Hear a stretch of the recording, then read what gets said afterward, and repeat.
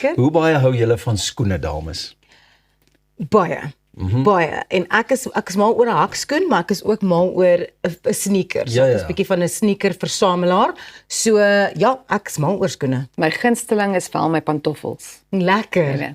Maar ja, ek hou van skoene. Ek dink nie noodwendig almal van hulle nie, maar dit is 'n gesprek vir 'n ander dag. Hoekom vra jy? Man, ek het vir julle 'n paar pragtige skoene saamgebring. Ek wil julle vertel. Goed.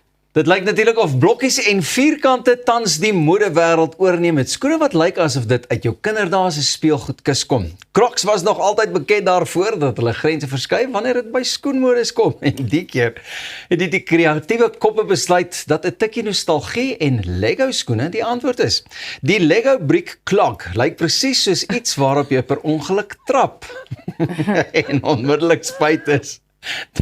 Die groot, dis baie groot, dis hoekig, dis stewig, dis amper soos 'n klein blokkie. Ek dink nou net aan daai klein, jy het ook al op 'n Lego getrap. Het jy nog al? Inderdaad. Ek het al op 'n paar van Het jy nog nie? Nee, ek dink ek het al.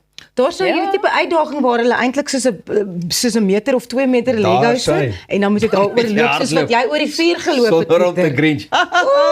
Okay, volgens Lego se webwerf kom elke paar saam met 'n klein versamelbare Lego figuurtjie wat soortgelyke rooi Crocs dra.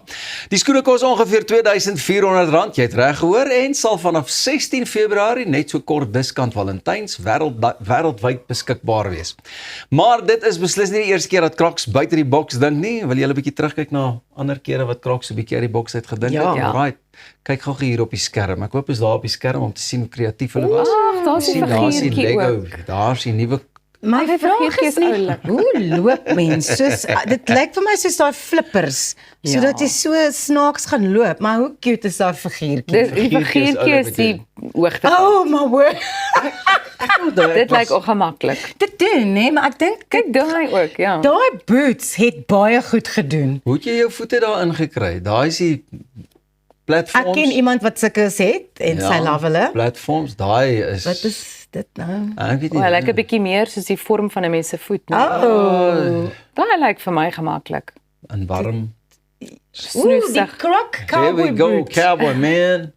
The thing you Lekker. never knew you needed in your closet.